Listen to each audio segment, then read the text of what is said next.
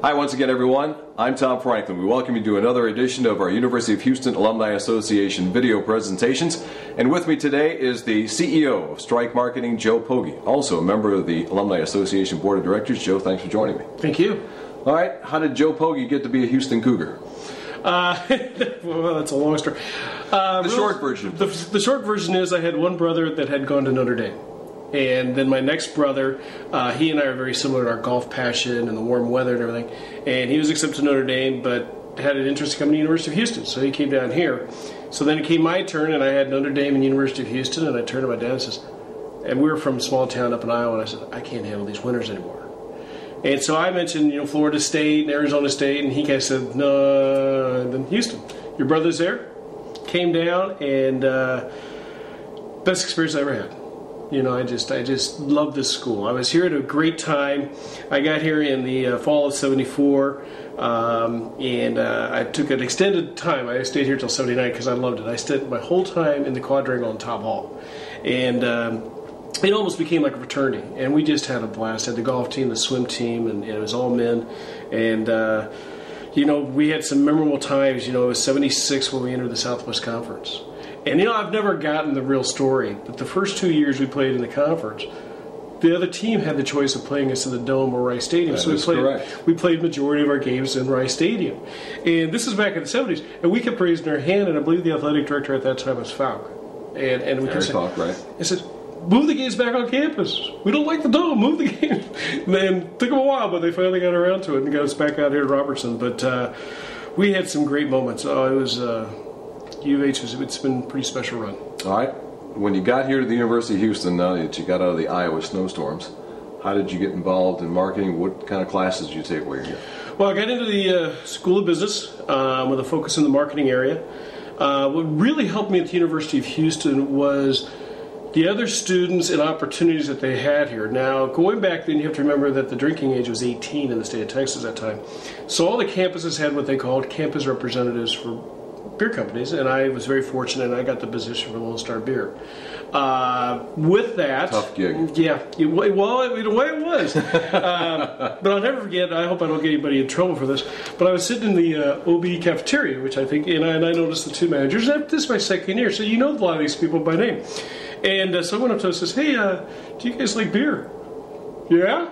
I says, be interested in a couple of free cases every month? Yeah? I said, can I look at your walk-in cooler? They said, sure. So I went down. It was like half empty. I go, can I put like 8 kegs of beer in here? So when anybody needed a keg of beer, I had them. I had to get them by 9 o'clock at night. So I learned customer service, and then I became a resident advisor. And then that led to the associate director of programming for the residence halls. And all of that, I kid a lot of people. I got my degree in business administration, area marketing. The University of Houston probably gave me a much better handle on common sense. I learned to think what would work. It was common sense. And so I've been able to apply that to my career, and it's been very, very rewarding. Now, did you get the common sense feeling from classes, or just the experiences that you had doing the things you just mentioned? Combination of all three. It was like the Lone Star Beer and the resident advisor's position gave me hands-on interaction, customer service with people. Because when I'm in the door as resident advisor, that's where you really are. You're the hotel general manager. You're running the place. But then I'd go to the classroom and you'd get the book smarts, and you'd have teachers that were able to sit there and say, "Well, this is what you're learning. This is how you should apply that." And as your time in school goes, it's that junior and senior year when you start getting into classes that you really start to enjoy. There's more guest speakers. There's more project work, challenging you to run a company or how to think like this. It's really intensive on what you're trying to get to do. Exactly, and so it was really this combination of being at the right place, right time, and the University of Houston was definitely the right place, right time for me. All right, so you're going on from that, and how did you get from the University of Houston to running your own company? Well, a lot of it, University of Houston taught me this. If you treat people right, there's going to be an avenue of adventure for you where the doors are going to open a lot easier. And I really learned that. And also I always learned from here, if you treat people right, but also if you give them back a return on the relationship, whether it's business or friendship, you're going to get a return as well.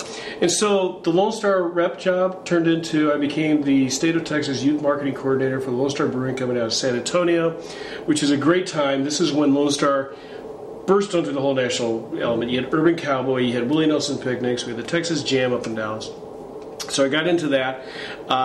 Then I had a decision to make whether to go marketing in terms of imaging, branding, or marketing in terms of sales. And I took the branding side, and I was very fortunate. A friend of mine up here in Houston, a former Coug named James Schmidt, he called and says, hey, I got a radio station that you are perfect for. And I came up and I got into radio, KULF 790, had a morning team called Stevens and Pruitt. Gee, yeah. Never heard of them. Yeah. They had a lot of great people at that time that you were there. Oh, J.P. Pritchard, Anita Martinez. It was fantastic. And so I started learning radio. And unfortunately, AM radio was going through a transition. FM was just becoming a bulldog. And our owner came in one day and said, we're turning the lights off on you. We've got some new direction. And so I'm sitting down there, and then this guy walks up and introduces himself and says, hey, I'm John Lander, and I've heard some things about you. And through John Lander and this team, we created 79Q Q Morning Zoo, which 6 months later became 93Q, the Q Morning Zoo, which basically dominated the airways of Houston for quite some time, and we had quite a bit of fun. And then that evolved into getting an opportunity with another group to start the mix format with Mix 86.5, and then you remember a good friend of ours, Steve Patterson. Right. It was 1990. Where I really first met you. Yep, 1993. Yeah, we did this little thing. I'll never forget. The ownership of the Rockets went through a change. And like a lot of times with ownership, the new ownership brought new management teams. So Steve was without a job from the Rockets. And so we're at Thanksgiving dinner with his folks and everything. And I says, what are you going to do now? He says, I'm going to start a hockey team. I go, hockey team? In Houston? Were you crazy? Yeah.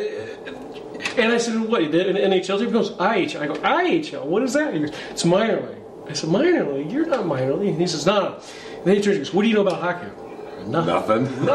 Good, you want to join me? And I had that moment of oops, and I said, okay. And so we started off, and then you were with us, and we started this thing called the Houston Arrows, and we just had one heck of a good time. We had fun. Yes. There's no question. We had fun. And you know what? That goes back to University of Houston.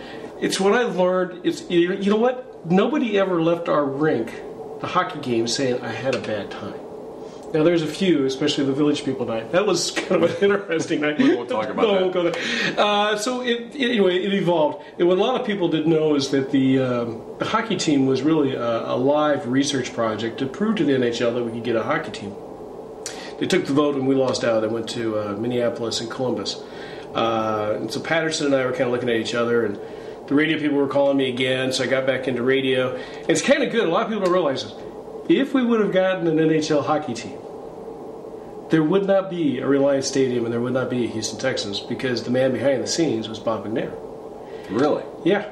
And when we didn't get hockey, it was Bob McNair and Chuck Watson. When we didn't get hockey, he turned to Patterson and said, let's do football. I'd rather do football. Lo and behold, the doors opened the right place.